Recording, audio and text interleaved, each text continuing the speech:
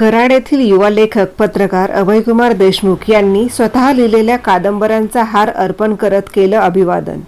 रवी वाकडेंसोबत Melinda Pawar, Karad. Doctor Babasaheb Ambedkar यांची 133वी जयंती सर्वत्र उत्साहात साजरी करण्यात येत आहे। अनेक जण डॉक्टर बाबासाहेबांना अभिवादन करण्यासाठी वेगवेगळे उपक्रम राबवत आहेत। कराड तालुक्यातही डॉक्टर बाबासाहेब आंबेडकर यांची जयंती उत्साहात साजरी करण्यात येते। कराडकरांनी डॉक्टर बाबासाहेब आंबेडकर यांना अभिवादन करण्यासाठी रात्री 12 वाजल्यापासूनच डॉक्टर बाबासाहेब आंबेडकरांना अभिवादन करण्यासाठी मोठी गर्दी केली। रात्री 12 वाजल्यापासून डॉक्टर बाबासाहेब आंबेडकरांना अभिवादन करण्यासाठी कराड आणि आसपासच्या गावातील लोक उपस्थित राहत होते। तीच गर्दी सकाळी दिसून आली।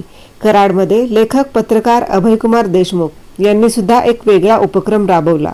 त्यांनी स्वतः लिहिलेल्या मुखिया, एल्गार, वी हेट बायोलॉजिकल वॉर, मसनवाट, व्यक्त अव्यक्त भाग 1 या कादंबऱ्यांचा हार बाबासाहेबांना अर्पण करत अनोखं अभिवादन केलं। यावेळी डॉक्टर बाबासाहेब आंबेडकर समितीचे कराडचे अध्यक्ष राहुल भोसले, माजी नगरसेवक आनंदराव लादे तसेच समितीचे इतर सदस्य आणि विठ्ठलराव देशमुख, विक्रमसिंह देशमुख आणि मान्यवरांची उपस्थिती होती।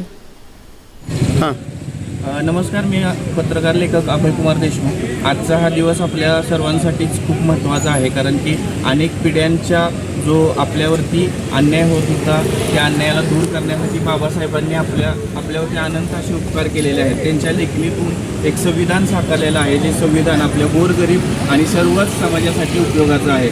मी स्वतः काही कादंबऱ्या लिहिलेल्या होत्या। दरवर्षी बाबासाहेबांच्या जयंतीला मी काही ना काही तर सोशल मीडियावरती लिहित असतो, पण या वर्षी मला असं वाटलं की मी ज्या कादंबऱ्या लिहिलेल्या आहेत त्या बाबासाहेबांना अर्पण करून त्यांना वंदन करावं आणि त्यांच्या प्रेरणेनं अजून माझ्या लेखणीत वाढ व्हावी, यासाठी आज मी हा उपक्रम केलेला आहे। आमच्या इथले सर्व डॉक्टर बाबासाहेब आंबेडकर समितीचे सदस्य आहेत, भैया आहेत, मेहरबान आहेत आणि सर्व सदस्य आहेत। या सर्वांना मी एक विनंती करेन, या ज्या मी कादंबऱ्या बाबासाहेबांना अर्पित केलेल्या आहेत आणि त्यांची प्रेरणा घेऊन अजून मी पुढे लिखाण करणार आहे, त्या आपल्या सर्व बांधवांना वाचायला द्या। त्यात समतेचा एक संदेश आहे जो बाबासाहेबांनी आपल्याला कायमस्वरूपी शिकवलेला आहे।